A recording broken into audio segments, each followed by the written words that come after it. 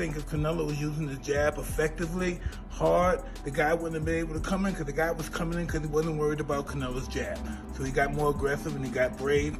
If he's not jabbing, he has no defense. I really don't care how big Crawford is. If I'm Canelo, I feel disrespected. Coming up 2 weight classes, you haven't fought at 68. We don't know how your body's going to react. He's got the heart, he's got the speed, the skills, and he's going to go out there. I was thinking he put up a good first 6 rounds, but then Canelo will start picking it up. But now I think Crawford will go for I'm picking Crawford to win now. Mike Tyson expresses serious concern for Canelo Alvarez's future, warning that a loss to Terence Crawford could be highly damaging. He explains that in past fights, Canelo often neglected the use of his jab, which allowed opponents to gain confidence and close the distance.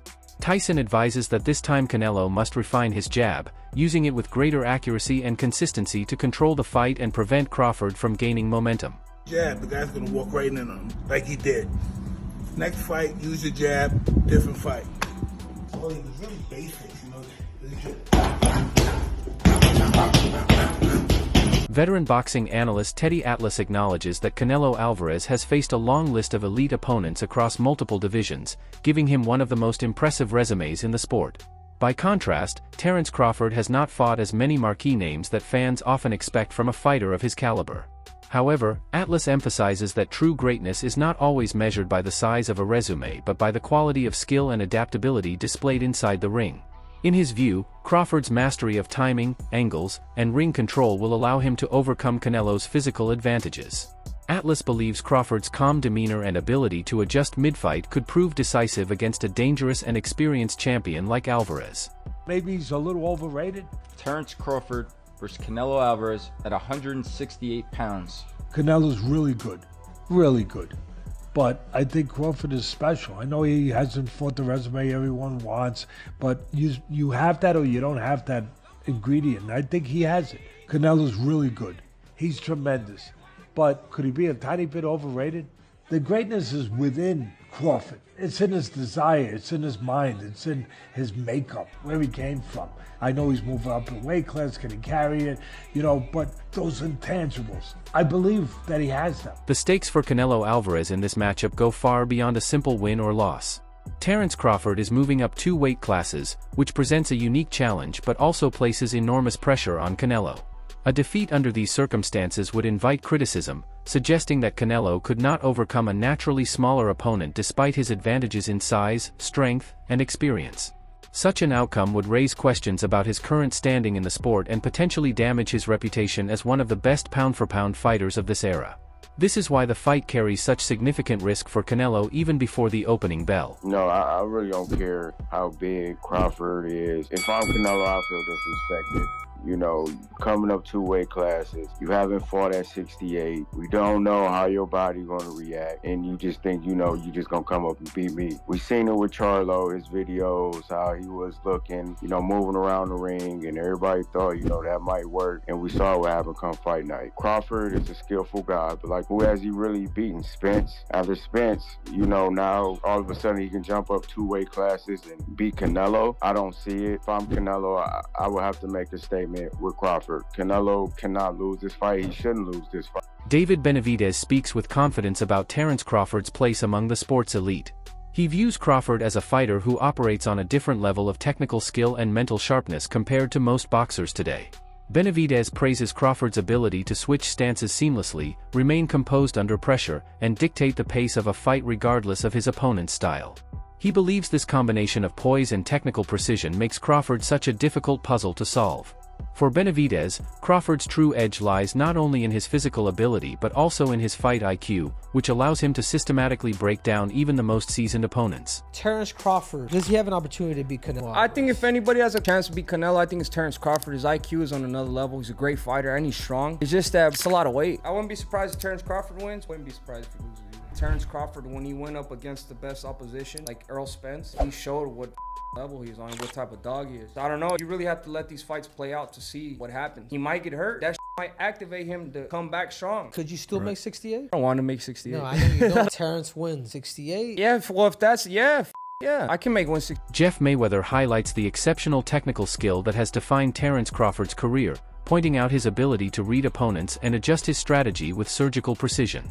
While he gives Crawford the advantage in pure boxing craft, Mayweather reminds fans that Canelo Alvarez's power and experience cannot be overlooked. Time and again, Canelo has shown that he can change the course of a fight with a single, well-placed punch. He has proven himself in high-pressure battles against some of the sport's biggest names. Jeff warns that underestimating Canelo's adaptability and ability to exploit openings would be a grave mistake for Crawford or any fighter who steps into the ring with him. It's kind of tough, but if anybody can do it, I think it would be Terence Crawford. I mean, skill-wise, I think he's a better fighter than Canelo, but Canelo is also a great fighter but he owns that weight class that he's in. So I would just say that I think that Crawford has to fight almost a perfect fight to win. Max Kellerman's technical breakdown centers heavily on the jab as a decisive factor in this fight.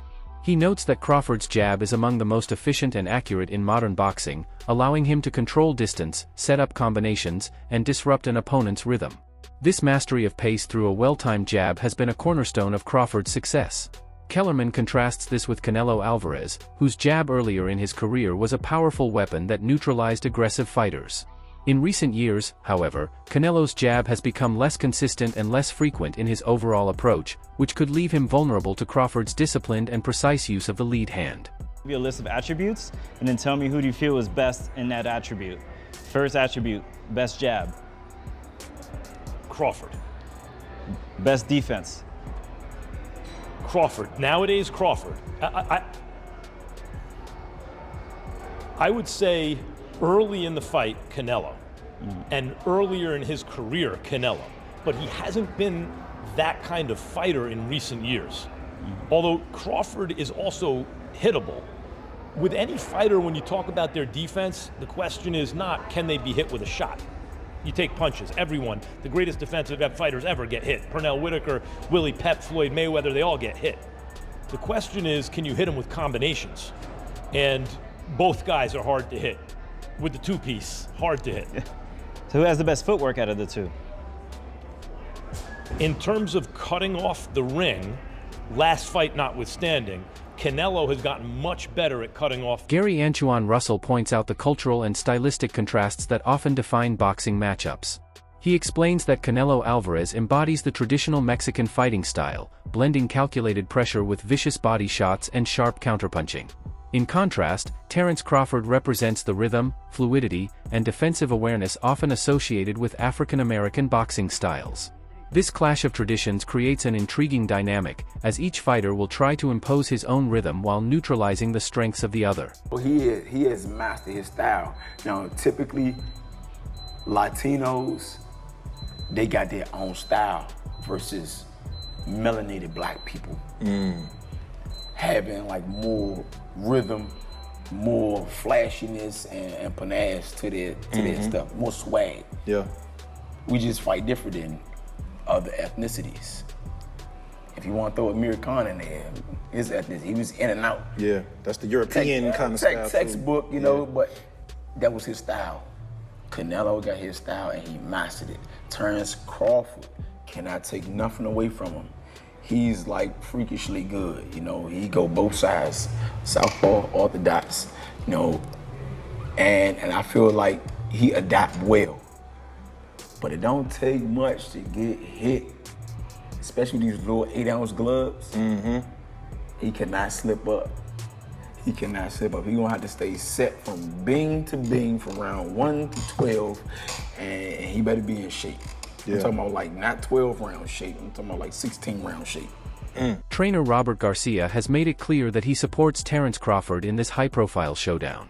Garcia admires Crawford's work ethic, discipline, and relentless commitment to mastering the fundamentals of boxing. He believes that Crawford's success at the highest level is good for the sport, as it showcases the importance of technical mastery and ring intelligence. While Garcia respects Canelo Alvarez and all that he has accomplished, he personally hopes to see Crawford emerge victorious. I love Crawford. He knows that. I've seen him. I've talked to him many times, and I wish him the best. I'm actually very happy for him and Bomac for everything they've done and the big fight that they're getting. You know, in this sport, making it to those fights and making it to those paydays, you got to be happy for anybody that makes it there.